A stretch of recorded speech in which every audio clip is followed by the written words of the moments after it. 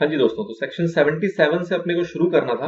अब मैंने पिछली क्लास में आपको कहा था, मतलब पिछले लेक्चर में आपको कहा था कि मैं आपको एक इंट्रोडक्शन दिखाऊंगा पूरे के पूरे 11 सेक्शन का। तो पहले आपको मैं वो एक बार शो ऑफ कर दूं कि टोटल हमारे पास सेक्शंस क्या है, किसको हम नहीं पढ़ने वाले और किसको पढ़ने वाले हैं। फिर 77 को स्टार्ट करते हैं फटाफट से। तो ये आपकी कुछ सेक्शंस की लिस्ट है जो कि एमसी की साइड से मैंने उठाई है।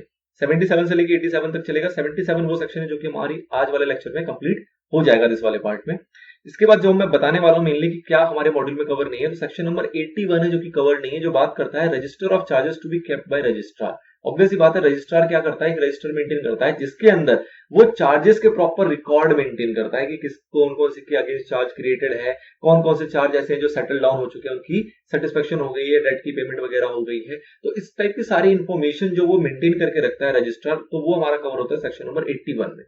इसके अलावा इसके अंदर कुछ नहीं है, इसलिए हमारे मॉड्यूल का ये पार्ट नहीं है। मॉड्यूल के अंदर इसको अलग से स्पेसिफिकली कवर नहीं किया गया, इसका कंटेंट अवेलेबल नहीं है हमारे पास। अगली बात आएगी सेक्शन नंबर 85 की, जो बात करता है कंपनीज रजिस्टर ऑफ चार्जेस, मतलब कि यही चार्जेस जो है इसका एक रजिस्टर कंपनी भी मेंटेन करके रखेगी। अब इसके ऊपर एक सवाल है हमारे पास कि कंपनी जो इसका चार्जेस का रजिस्टर मेंटेन करके रखेगी वो कितने साल तक रखेगी। तो एक जनरल आपको पता होना चाहिए कि कोई भी डॉक्यूमेंट जो मेंटेन किया जाता है कंपनी लॉ के अंदर, वो मेंटेन किया जाता है 8 असेसमेंट ईयर, मतलब 8 साल तक, असेसमेंट नहीं बोलेंगे, 8 फाइनेंशियल ईयर्स तक वो मेंटेन किया जाता है। तो 8 साल तक मेंटेन करना होता है। तो ये सेक्शन नंबर 85 के अंदर कवर है, जिसके ऊपर हमारे पास सवाल तो है लेकिन कंटेंट हमारे पास नहीं है, क्योंकि और कुछ इसके अंदर रॉकेट साइंस नहीं बसता। इन दोनों के अलावा बाकी जो 9 सेक्शन है वो हम डिटेल में पढ़ने वाले हैं। तो शुरू करते हैं सेक्शन नंबर 77 से फटाफट से। चलिए, तो सेक्शन नंबर 77 आता है। अब 77 से पहले ना इन्होंने दो चार्ट बना के दे दिया है यहाँ पे। इस चार्ट का रेफरेंस आगे आएगा, जब आगे इसका रेफरेंस आएगा तो मैं आपको यहाँ पे लेके आऊंगा। फिलहाल मैं इसको स्किप कर रहा हूँ, इसी वाले कंटेंट में आ जाएगा, टेंशन वाली कोई बात नहीं है। चलिए, सबसे पहले बात आती है रजिस्ट्रेशन ऑफ चार्ज। तो रजिस्ट्रेशन ऑफ चार्ज बेसिकली किसकी ड्यूटी है, तो कंपनी जो चार्ज क्रिएट कर रही है, मतलब जिसको पैसा चाहिए, प्राइमरी ड्यूटी उसी की होती है कि वो रजिस्टर करे अपने चार्जेस को जो क्रिएट किया है उसने। तो प्राइमरी ड्यूटी किसकी है, कंपनी की, कि जो भी उसने लोन बोरो किया है, जो भी कुछ किया है, तो उसको क्रिएट, अगर वहां पे कोई चार्ज क्रिएट हुआ है तो उसको रजिस्टर करने की जो प्राइमरी ड्यूटी आती है वो किसके ऊपर आती है, कंपनी के ऊपर, जो कि बोरो कर रही है। अब जो चार्ज क्रिएट किया जा सकता है वो किस किस के ऊपर क्रिएट किया जा सकता है, तो सिचुएशन यहाँ पे बहुत सारे हैं। क्या कि चार्ज जो क्रिएट किया जा सकता है विद इन इंडिया भी किया जा सकता है, आउटसाइड इंडिया भी किया जा सकता है। ये प्रॉपर्टी पे किया जाता है, एसेट्स पे किया जा सकता है, या कंपनी के किसी अंडरटेकिंग पे किया जा सकता है।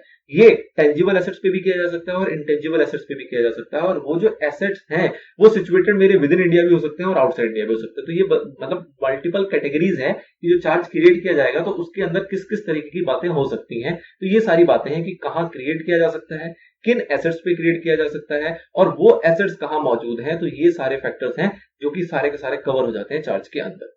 ठीक है। अब आपने एक चीज और देखा होगा कि कई बार आपने ऐसा सुना होगा कि जब कोई बोरो करता है पैसे, तो जैसे मुझे बोरिंग चाहिए, मुझे आपसे अगर पैसे लेने हैं तो आप कहते हो जी अपने घर के पेपर दो, अपने बिल्डिंग के पेपर दो। मतलब कहने का मतलब है कि टाइटल डीड को डिपॉजिट कर देना। जो आपने चार्ज क्रिएट किया वो कैसे क्रिएट किया, अपना जो टाइटल डीड था, मतलब जिसपे आपका मालिकाना हक था, जो आपके पेपर थे, जो आपके डॉक्यूमेंट्स थे, वो आपने क्या कर दिया, डिपॉजिट कर दिया। तो इस तरीके से भी चार्ज क्रिएट किया जाता है। अगर ऐसे भी चार्ज क्रिएट किया गया है तो उस सिचुएशन में भी कंपनी को, कौन सी कंपनी को, बोरोइंग कंपनी को अपने चार्ज को रजिस्टर करवाना पड़ता है। उसमें कोई अलग नहीं है, कोई भेदभाव नहीं है। इस तरीके से भी होता है, ये भी एक फॉर्म है एक तरीके से, कि इस फॉर्म में भी जनरली बैंक्स वगैरह भी इस तरीके का काम करती हैं कि वो आपकी बिल्डिंग के पेपर, आपके लैंड के पेपर आपसे डिपॉजिट की फॉर्म में रख लेती हैं अपने पास, और उसके बाद आपको वो लोन प्रोवाइड करती है। तो इसको भी हम क्रिएशन ऑफ चार्ज ही कहते हैं। And in this situation also you have to register your charge, मतलब बोरिंग कंपनी को रजिस्टर करना पड़ेगा। फिर एक पॉइंट आता है रजिस्ट्रेशन बाय चार्ज होल्डर और रजिस्ट्रेशन बाय परचेजर। ये दो छोटे छोटे कॉन्सेप्ट है। इसका बेसिकली मतलब क्या है, तो रजिस्ट्रेशन बाय चार्ज होल्डर जो है वो आपका कवर होगा सेक्शन नंबर 78 में, अगला सेक्शन। मतलब कि कुछ सिचुएशन ऐसी होती है जो कि जो चार्ज होल्डर है, चार्ज होल्डर कौन है, जैसे कि बैंक और कंपनी। तो कंपनी कौन है, जिसने क्रिएट किया चार्ज, और चार्ज होल्डर कौन है, जिसके फेवर में चार्ज क्रिएट किया जाएगा, मतलब कि बैंक। तो कई बार ऐसी सिचुएशन भी आती है कि बैंक जो है वो रजिस्टर करेगी चार्ज को, अगर कंपनी फेल हो गई रजिस्टर करने में, क्योंकि कहीं ना कहीं पैसे तो किसके जाएंगे, बैंक के। तो बैंक को भी एक प्रिकॉशनरी तरीके से मेजर दिया गया है, जिसके अंदर अगर कंपनी फेल हो जाती है रजिस्टर करने में तो बैंक भी चाहे तो रजिस्टर कर सकती है, उसके अंदर कोई दिक्कत नहीं है। अगला पॉइंट आएगा इसके अंदर रजिस्ट्रेशन बाय परचेजर। ठीक है, ये पहला हम सेक्शन में देखने वाले हैं। रजिस्ट्रेशन बाय परचेजर जो है वो सेक्शन 79 है। उसके अंदर बेसिकली क्या होगा कि जो परचेजर है, परचेजर का मतलब क्या हुआ कि सपोज मेरी एक प्रॉपर्टी है, कंपनी की एक प्रॉपर्टी है जो ऑलरेडी जिसके ऊपर चार्ज क्रिएटेड है। अब इस प्रॉपर्टी को अगर मैं बेच देता हूं, अगर इस प्रॉपर्टी को मैं बेच देता हूं विद परमिशन, नो डाउट कि परमिशन तो लेना ही पड़ेगा, अदरवाइज आप बेच नहीं सकते, मैंने परमिशन लेके उस प्रॉपर्टी को बेच दिया, तो जो उस प्रॉपर्टी को परचेज कर रहा है वो भी चाहे तो रजिस्ट्रेशन करवा सकता है चार्ज का। रजिस्ट्रेशन क्या करवाएगा, वो बोलेगा कि भैया पहले ये कंपनी के नाम था, उसके नाम को हटा के उसकी जगह पे मेरा नाम डाल दो, क्योंकि ये प्रॉपर्टी अब किसकी है, मेरी है। तो इस टाइप की हरकत जो है वो ऑलरेडी वैसे कंपनी को कराना चाहिए, नो डाउट, बट अगर कंपनी फेल हो जाती है करवाने में, तो उस केस में जिसने परचेज किया है वो भी ये एक्टिविटी को करवा सकता है, जो कि हम देखेंगे सेक्शन नंबर 17 में। तो कहीं ना कहीं बात आई कि 3 टाइप के लोग हैं जो कि चार्ज की रेट रजिस्टर करा सकते हैं। कंपनी तो कराएगी कराएगी, प्राइमरी ड्यूटी उसी की है, वो फेल हो जाएगी तो चार्ज होल्डर करा सकता है सेक्शन 78 के अंदर। और अगर कोई परचेज करने का सिनेरियो आता है तो उस केस में सेक्शन 79 के ऊपर जो परचेजर है वो भी रजिस्ट्रेशन करा सकता है। Now how to register charge, charge कैसे रजिस्टर होगा, तो चार्ज बेसिकली कैसे रजिस्टर होगा, हम फाइलिंग करेंगे, किसके पास फाइलिंग करेंगे, रजिस्ट्रार के पास। जितना भी पर्टिकुलर्स है, जितनी भी इंफॉर्मेशन है, जो भी प्रिस्क्राइब्ड फॉर्म है हमारा, उस फॉर्म के अंदर इसको फिल किया जाएगा, ठीक है, जिसको हम कहते हैं बेसिकली CHG1, फॉर्म CHG1 है जिसके अंदर इसको फुल किया जाएगा। और अगर डिबेंचर का केस होगा तो उस केस में होता है CHG9। ये फॉर्म का नंबर है, आपको नाम ऐसे एग्जाम पॉइंट ऑफ व्यू से मैं नहीं समझता इतना ज्यादा इंपॉर्टेंट है इसको याद करना। द थिंग इज कि प्रिस्क्राइब फॉर्म लिख के आप इसको आगे बढ़ सकते हो कि प्रिस्क्राइब फॉर्म में आप सारे पर्टिकुलर्स जो है वो चार्ज के फिल करोगे और उसके साथ अटैच करोगे। क्या अटैच करोगे, वो इंस्ट्रूमेंट, वो एग्रीमेंट जो कि बोरोइंग कंपनी ने और लेंडिंग कंपनी ने किया है आपस में, मतलब जो लेंडर है और जो बोरोइंग कंपनी है, मतलब हमारी कंपनी और बैंक, इन्होंने जो आपस में एक एग्रीमेंट किया होगा उसको हम बोलेंगे इंस्ट्रूमेंट। तो उसकी कॉपी भी आपको उस फॉर्म के साथ क्या करनी है, अटैच करनी है। ऑब्वियस सी बात है, इसको साइन कौन करेगा, तो इसको कंपनी भी साइन करेगी और चार्ज होल्डर भी साइन करेगा, और इसको फाइल किया जाएगा कितने दिनों के अंदर, 30 डेज के अंदर अंदर, along with what, prescribed fees, जो कि भी कंपनीज एक्ट के अंदर मेंशन होगी, जो कि टाइम टू टाइम चेंज होती रहती है। तो क्या बेसिक प्रोसीजर पता लगा आपको कि भैया सारी इंफॉर्मेशन एक फॉर्म के अंदर भरनी है, उसके साथ अटैच करना है आपको अपना इंस्ट्रूमेंट, उसके अंदर साइन किया जाएगा जो कि कंपनी भी करेगी और दूसरा हमारा चार्ज होल्डर भी करेगा, और उसकी फाइलिंग की जाएगी with in 30 days of creation. मतलब कि जो वो आपका इंस्ट्रूमेंट आपने क्रिएट किया, जो चार्ज क्रिएट किया, उसके 30 दिन के अंदर अंदर आपको रजिस्ट्रार तक उसको पहुंचा जाना है अलोंग विद प्रिस्क्राइब्ड फीस। ठीक है, अब बात आती है वेरिफिकेशन ऑफ इंस्ट्रूमेंट। अब ये 30 दिन का जो पॉइंट है, इसी के ऊपर वो चार्ट दिया हुआ था कि अगर इसके अंदर डिले होता है तो उसको लेके क्या सिनेरियो है, अभी देखेंगे उसको आगे ना। अगला पॉइंट आता है आपका verification of instrument by charge. मतलब जो इंस्ट्रूमेंट है उसकी वेरिफिकेशन जो होगी वो कैसे होगी, तो इंस्ट्रूमेंट की वेरिफिकेशन बेसिकली कैसे हो सकती है, तो यहाँ पे 2 सिनेरियो है कि प्रॉपर्टी आपकी सिचुएटेड कहाँ है। इसके ऊपर आपका पेपर में सवाल आया हुआ है, प्रॉपर्टी सिचुएटेड कहाँ है, वो विद इन इंडिया है या आउटसाइड इंडिया। अगर आउटसाइड इंडिया है तो उस केस में वेरीफाई जो किया जाएगा, वेरिफिकेशन का बेसिकली मतलब क्या है कि सर्टिफिकेट इशू किया जाएगा, और सर्टिफिकेट इशू कौन करेगा, सर्टिफिकेट इशू करेगा या तो आपकी कंपनी अंडर दी सील, जो भी उसकी कॉमन सील वो यूज करते होंगे। अगर वो कॉमन सील उनका है तो उस केस में कंपनी इशू कर देगा, कोई दिक्कत नहीं है सर्टिफिकेट।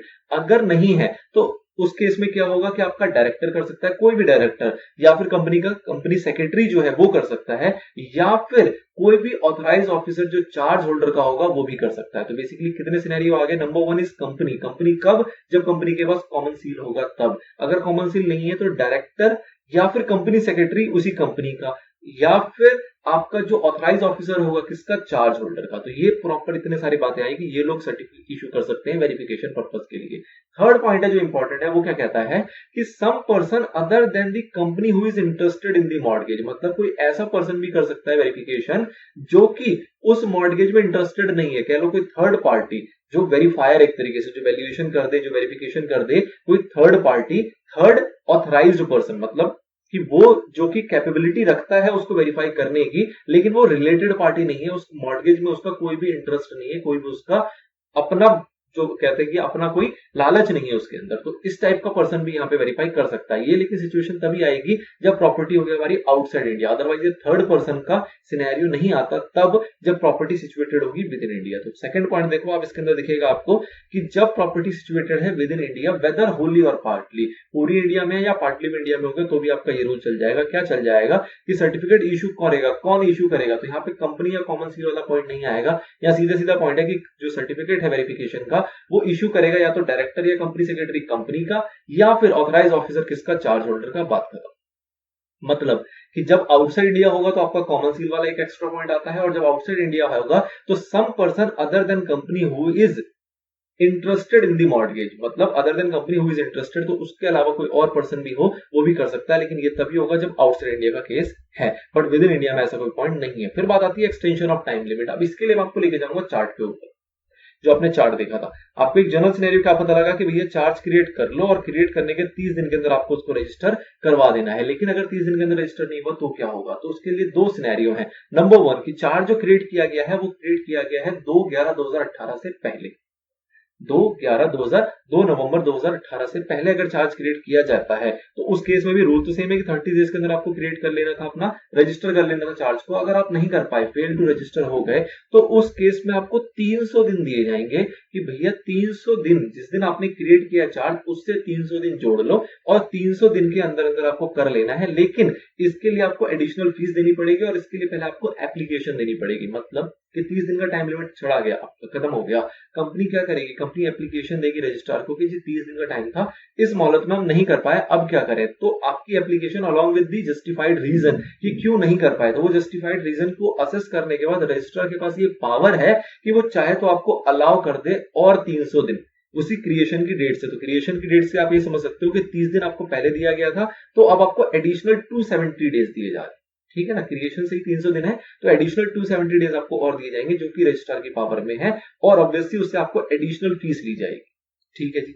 अब आप कहते हो कि जी हम फिर नहीं कर पाए, हम उस अगले 300 दिन के अंदर भी नहीं कर पाए, तो उसके बाद फिर अगेन रजिस्ट्रार को आप एप्लीकेशन दोगे जी अपनी जस्टिफाइड रीजन के साथ कि क्यों नहीं कर पाए।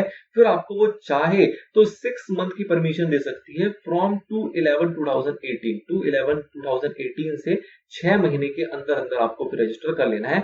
अगेन यहाँ पे आपसे एडिशनल फीस कुछ ना कुछ ली जाएगी, वो डिसाइड किया जाएगा जो भी एट द टाइम चल रहा होगा। अब 6 मंथ फ्रॉम 2/11/2018, इसका जरा फर्क समझो।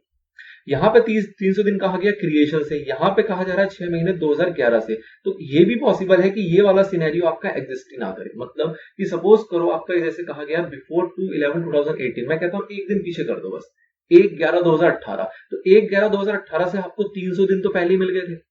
अब अगर आप इसमें फेल हो जाते हो तो इसके अंदर आपको 6 महीने मिलेंगे जिसको हम रफली कह सकते हैं 180 डेज। तो अगर आपको 1 तारीख से 180 डेज जोड़ोगे तो वो वैसे 300 दिन के बहुत पीछे आ जाएगा, ये जो आपको ऑलरेडी टाइम उसका जा चुका है। तो ये वाला ऑप्शन आपका तब एग्जिस्ट करता है जब आपका ये 300 डेज खत्म होने के बाद भी इस 6 महीने की मोहलत से कुछ बेनिफिट मिल रहा हो, तभी आप इसके अंदर आओगे। अदरवाइज ये वाला कैटेगरी आपके साथ फॉलो नहीं करेगा, आप कॉन्ट्रावेंशन के ऊपर आ जाओगे और आपके ऊपर जो पनिशमेंट लगानी है वो लगा दी जाएगी और टाइम आपको नहीं दिया जाएगा। बट इन केस अगर ये वाला पॉइंट आपके लिए बेनिफिशियल है तो रजिस्ट्रार के पास पावर है कि on application along with payment of prescribe fees, additional fees, वो आपको ये टाइम अलॉट कर सकती है। ठीक है जी, ये एक सिनेरियो खत्म होता है। फिर दूसरा सिनेरियो आता है कि सपोज 2/11/2018 को चार्ज क्रिएट किया गया या उसके बाद क्रिएट किया गया, तो उसके अंदर पहले भाई प्राइमरली आपको 30 दिन दिए जाएंगे कि भैया रजिस्टर कर लो। आप 30 दिन के अंदर नहीं कर पाए तो आपको फिर और 30 दिन दिया जाएगा। और 30 दिन का मतलब कि क्रिएशन से 60 दिन, और 30 दिन का मतलब कि 30 दिन तो आपको पहले मिल गया था, 30 दिन एडिशनल मिलेगा, जिसको आप ये भी कह सकते हो कि क्रिएशन से आपको 60 डेज का टाइम मिल जाएगा। अगेन सिनेरियो सेम रहेगा, आप पहले एप्लीकेशन दोगे, जस्टिफाइड रीजन बताओगे, रजिस्ट्रार को अगर वो लग गया, वो सेटिस्फाई हो गया तो आपसे एडिशनल फीस की भरपाई कराएगा और आपको टाइम दे देगा। अब आप अगर उसके अंदर भी नहीं कर पाए अपना रजिस्ट्रेशन तो क्या होगा? वो आपको फर्दर और 60 डेज की पावर रखता है देने की। मतलब कि और 60 डेज, फर्दर का मतलब क्या हुआ? स्टार्टिंग से आप कह दो 120 डेज हो गए, पहले 30 डेज, फिर additional 30 days which is in total 60 days, फिर additional 60 days which means in total 120 days. ये आपको और देने की पावर रजिस्ट्रार रखता है। अगेन सिनेरियो सेम होगा, आप एप्लीकेशन दोगे अलॉन्ग विद जस्टिफाइड रीजन दोगे, अगर वो सेटिस्फाई हो जाएगा तो आपको वो टाइम दे सकता है। लेकिन यहाँ पे जो अलग चीज है, जो बेहतरीन चीज है, वो क्या है कि आपसे यहाँ पे ली जाएगी एड वैलोरम फीस। मतलब इसका क्या मतलब होता है? एड वैलोरम फीस का मतलब वो फीस जो कि डिफाइन होती है on the basis of value of transaction. मतलब कि ये जो है, सपोज अभी तक जो हमारा चल रहा था एडिशनल फीस, वो इस तरीके से होगा कि लेट जितने दिन की हो गई, पर डे की 100 रुपए, पर डे की 50 रुपए, वॉट एवर। ठीक है। एड वैलोरम क्या होगा कि आपकी ट्रांजैक्शन कितनी बड़ी है, जो चार्ज क्रिएट किया गया है वो 50 लाख के ऊपर किया गया है, तो सपोज उसका 5%, अगर वही 50 लाख नहीं, अगर वो 500 लाख का होगा या 5 करोड़ का होगा तो उसका 5% अपने आप में फीस क्या हो जाएगी? बड़ी हो जाएगी। तो द थिंग इज कि वो फीस की परसेंटेज उस तरीके से यूज करना जो कि वैल्यू ऑफ ट्रांजैक्शन के ऊपर डिपेंड करेगा कि वैल्यू ऑफ ट्रांजैक्शन छोटा है तो एडिशनल फीस आपका कम होगा, अदरवाइज एडिशनल फीस बड़ा हो जाएगा। अगर पर डे के हिसाब से फीस होती है तो वो आपका सिमिलर रहता है, चाहे वो ट्रांजैक्शन आपकी छोटी हो चाहे ट्रांजैक्शन बड़ी हो, उसमें कोई फर्क नहीं पड़ता। तो एड वैलोरम फीस का मतलब क्या हुआ कि वो वाली फीस जो कि लगाई जाती है depending upon the value of transaction, मतलब वैल्यू के ऊपर वो फीस चार्ज की जाती है ना। फिर बात आती है कि ये जो आपकी क्लासेस होती हैं, अलग अलग क्लासेस ऑफ कंपनीज होती हैं, इसके ऊपर भी इनका मतलब फर्क पड़ता है कि अलग अलग क्लासेस ऑफ कंपनी पे अलग अलग तरीके से एडिशनल फीस लगाई जा सकती है। एडिशनल फीस का मतलब क्या बेसिकली क्या है, तो ये वाला पॉइंट था कि difference fees for different classes of company. Generally इसका मतलब क्या होता है कि कंपनी की ऑथराइज कैपिटल क्या है, तो उस कैपिटल के बेस पे भी फीस डिसाइड की जाती है कि आपकी पर डे की फीस इतनी लेट फी होगी या पर डे की ज्यादा फीस होगी। तो वो भी एक सिनेरियो आता है जब आप इस वाले केस में एग्जिस्ट करते हो, लेकिन इस वाले केस में ऐसा नहीं है, यहाँ तो एड वैलोरम फीस का आपका प्रोविजन आ जाता है। This is regarding extension. अगर आप सारे एक्सटेंशन भी फुलफिल नहीं कर पाए, कोई भी एक्सटेंशन, तो आपने कई जगह मेरे ख्याल से सुना हो या पढ़ा हो कि ऑप्शन होता है सेंट्रल गवर्नमेंट पे जाने का। ऐसा कुछ नहीं है कंपनी लॉ के अंदर। कुछ अगर था तो पहले रहा होगा, मैं उसके ऊपर कमेंट नहीं करूंगा, लेकिन द थिंग इज कि आज की डेट पे ऐसा कोई एग्जिस्ट नहीं करता कि ये सारे डेट एक्सपायर होने के बाद भी आप कंपनी लॉ के सेंट्रल गवर्नमेंट के पास जा सकते हो, which is actually not central government, वो डेलीगेट है रीजनल डायरेक्टर के पास। तो इन एनी सिनेरियो ये वाला ऑप्शन नहीं है। अगर ये सारे टाइम लिमिट आप क्रॉस कर जाते हो तो उसके बाद सीधा सीधा लास्ट ऑप्शन आपके बचता है पनिशमेंट का, नथिंग एल्स। ओके, तो एक्सटेंशन वाला पॉइंट था। ये चीज को यहाँ पे इसको ना पैराग्राफ वे में लिखा हुआ है, मैं यहाँ पे रिपीट नहीं कर रहा हूँ, आप इसको पढ़ लोगे। सेम सिनेरियो है जो मैंने आपको ऊपर समझाया। दो चीजें आएंगी, ऑन और आफ्टर वाली और बिफोर 2/11/2018। बेसिकली ये 2/11/2018 क्या है, तो यहाँ पे बेसिकली क्या आपका पास हुआ था, एक आपका कंपनीज अमेंडमेंट सेकेंड ऑर्डिनेंस 2019 ये आया था, और इसको जो ये जो आया है बेसिकली ये आया था 21 फरवरी 2019 को। जैसा आप देख रहे हो ये ऑर्डिनेंस जो है 2019 में आया है, तो 21 फरवरी 2019 को आया था, लेकिन ये विद रेट्रोस्पेक्टिव इफेक्ट फ्रॉम 2/11/2018 इसको लागू किया गया था। मतलब कि ये जो सिचुएशनल जितनी भी एक्सटेंशन के टाइम लिमिट की प्रोविजंस हैं, ये इस ऑर्डिनेंस में आया जो कि आया 21 फरवरी 2019 को, लेकिन इसको जो लागू किया गया, ये लागू कैसे किया गया, रेट्रोस्पेक्टिव इफेक्ट के साथ लागू किया गया। और रेट्रोस्पेक्टिव इफेक्ट की डेट क्या डाली गई, वो डाली गई 2/11/2018। इसलिए दो टाइप के अलग अलग कानून है, 2/11/2018 से पहले का अलग और उस दिन और उसके बाद का अलग provision. Okay, now procedure for extension of time limit. तो ऑब्वियसली बात आपको पता लग गया कि आप क्या करोगे, कंपनी क्या करेगी, एक एप्लीकेशन फाइल करेगी रजिस्ट्रार के पास, उसके साथ वो डिक्लेरेशन भी देगी किस चीज का। अच्छा, एक डिक्लेरेशन तो ये हो गया कि वो जस्टिफाइड एक सिनेरियो बताएगी कि भैया क्या जस्टिफिकेशन है, क्यों डिले हुआ, और वो जो एप्लीकेशन दिया जाएगा उसके साथ एक डिक्लेरेशन भी दिया जाएगा जिसको कि साइन किया जाएगा किसके द्वारा, कंपनी सेक्रेटरी या फिर डायरेक्टर के द्वारा। उसके अंदर बेसिकली क्या लिखा जाएगा कि जो ये हम बिलेटेड रिटर्न फाइल कर रहे हैं, बिलेटेड मतलब जो भी ये लेट का कारण है और जिस भी लेट से कर रहे हैं, इससे कोई भी इफेक्ट नहीं पड़ेगा क्रेडिटर्स के ऊपर। मतलब जिसका भी जो भी क्रेडिटर है जिसने हमें उधार दिया है, उसके राइट्स के ऊपर इस रिटर्न से कोई फर्क नहीं पड़ने वाला, इस बात का डिक्लेरेशन दिया जाएगा। ऐसा नहीं कि लेट फाइलिंग हो रही है तो उससे कोई ना कोई नुकसान हो रहा हो उस क्रेडिटर का, तो ऐसा कुछ नहीं हो रहा है। इस बात का डिक्लेरेशन देगी कंपनी, जिसपे कि साइन होंगे हमारे किसके, कंपनी सेक्रेटरी या फिर डायरेक्टर। ना जो आपका एप्लीकेशन मैंने बता दिया उसके अंदर सफिशिएंट काउंट होना चाहिए कि भैया क्यों नहीं कर पाए, और जो रजिस्ट्रार है वो रजिस्ट्रार उससे सेटिस्फाई हो जाएगा, उसको रीजनेबल लगेगा, तभी वो आपको अलाउ करेगा। ऑब्वियसली बात है, एडिशनल फीस भी ले सकता है, एड वैलोरम फीस भी ले सकता है, एज द केस में भी। नाउ जब सब कुछ ये हो जाएगा, जब सब कुछ उसका सिनेरियो कंप्लीट हो गया, जो भी एक्सटेंशन वगैरह था सब कुछ हो गया, सब कुछ सेटिस्फैक्शन हो गई, तो वो एट द एंड क्या करेगा, वो उसको रजिस्टर करेगा अपने पास, जो भी आपका चार्ज का इन्फॉर्मेशन गई उसको रजिस्टर करेगा। रजिस्टर करने के बाद आपको कैसे पता लगेगा, तो आपको पता लगने के लिए वो क्या करता है, वो इशू करता है आपको सर्टिफिकेट। सर्टिफिकेट जो इशू किया जाएगा वो किया जाएगा फॉर्म CHG-2 के अंदर। 1 और 9 में आपने देख लिया कि आप एप्लीकेशन फाइल करते हो, CHG-2 के अंदर आपको क्या मिलेगा, सर्टिफिकेट मिल जाएगा कि जी ये जो सर्टिफिकेट है इसके अकॉर्डिंग आपने प्रॉपर एक्ट को और प्रॉपर रूल्स को कंप्लाई करते हुए सारा कुछ काम किया। ये इसका एक कंक्लूसिव एविडेंस भी है, मतलब कि आपने जो प्रॉपर फाइलिंग वगैरह करी उसके ऊपर जब सर्टिफिकेट इश्यू हो गया तो वो अपने आप में कंक्लूसिव एविडेंस करार हो जाएगा कि आपने एक्ट के अंदर भी कोई वॉल्यूशन नहीं करी और इसके रूल्स जो बनाए गए इसके साथ साथ उसके अंदर भी कोई वॉल्यूशन नहीं किया, सबको कंप्लाई करते हुए आपने इन्फॉर्मेशन प्रोवाइड की रजिस्ट्रार को, और उसके अंदर कोई दिक्कत नहीं थी, इसलिए रजिस्ट्रार ने आपको इश्यू कर दिया सर्टिफिकेट ऑफ रजिस्ट्रेशन।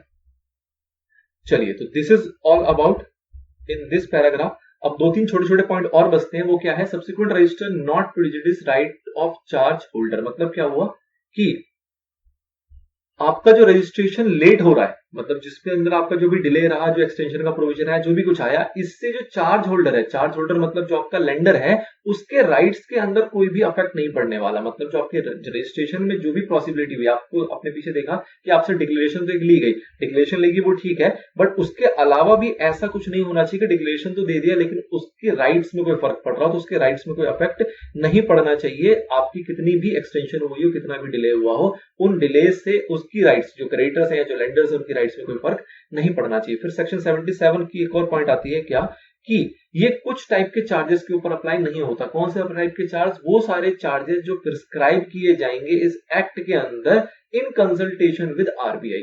तो अभी फिलहाल इसके बारे में कोई नॉलेज नहीं है। आप कह सकते हो कि एक फिल इन द ब्लैंक्स छोड़ा जाता है, जब भी आपने देखा है कि इस टाइप का पॉइंट होता है जिसके अंदर वो कल को कुछ चाहे तो इंसर्ट कर सकते हैं। द थिंग इज ये पॉइंट भी है कि उसको कोई भी इस टाइप के से चार्ज हो सकते हैं जिसको प्रिस्क्राइब किया जा सकता है इस एक्ट के अंदर इन कंसल्टेशन विद आरबीआई, तो उसके ऊपर हमारा सेक्शन 77 नहीं लगेगा।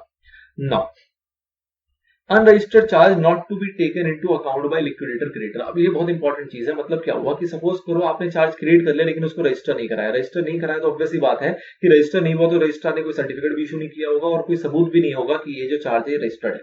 Simple scenario. अब इस केस में क्या होगा कि जो हमारे लेंडर हैं वो ये सोच के बैठे थे कि उनका तो सिक्योर्ड है। अब आपकी कंपनी चलेगी लिक्विडेशन में चलेगी तो जो भी लिक्विडेटर वहां पे अपॉइंट किया जाएगा, जो भी रिसीवर अपॉइंट किया जाएगा या जो भी मैनेजर अपॉइंट किया जाएगा, वो जो बंदा होगा वो क्या करे, वो आपको प्रायोरिटी में पैसा दे दे ये मानते हुए कि आपका सिक्योर्ड डेट है, जो आपका डेट है, जो आपका उधार है वो सिक्योर्ड है ये मानते हुए कि आपको प्रायोरिटी में पैसा दे दे या फिर नहीं माने। तो हमारा जो ये सेक्शन 77 है वो ये कहता है कि अगर रजिस्ट्रेशन कंप्लीट नहीं हुआ, रजिस्टर ही नहीं हुआ था, तो उस केस में जो आपके उधारी हैं वो आपको लौटाए तो जाएंगे लेकिन वो सिक्योर्ड नहीं माना जाएगा। क्यों? क्योंकि ये जो चार्ज क्रिएट हुआ ये प्रोसेस कंप्लीट ही नहीं हुआ, तो इसका कोई इफेक्ट ही नहीं आएगा। अब इफेक्ट नहीं आएगा तो हम ऐसा भी नहीं कह सकते कि जो लेंडर उसके पैसे डूब जाएंगे, डूबेंगे नहीं। वो जो डेट है वो सिक्योर्ड ना मानते हुए क्या कहलाएगा, एक प्रकार का अनसिक्योर्ड डेट कहलाएगा और अनसिक्योर्ड डेट के अकॉर्डिंग जो भी उसकी पेमेंट होनी चाहिए वो सारी पेमेंट होगी। ठीक है, मतलब उसने जो पैसे दिए हैं वो वैलिड है, पैसा दिया वो वैलिड है, उस टाइप का जो कॉन्ट्रैक्ट है वो वैलिड है, बस द थिंग इज कि वो सिक्योर्ड नहीं कहलाएगा। क्यों? क्योंकि आपका जो चार्ज था वो रजिस्टर्ड अभी तक नहीं हुआ था till the date of liquidation. चलिए, this is all about section number 77। सारे प्रोविजन हमने इसके देख लिए इन डेप्थ।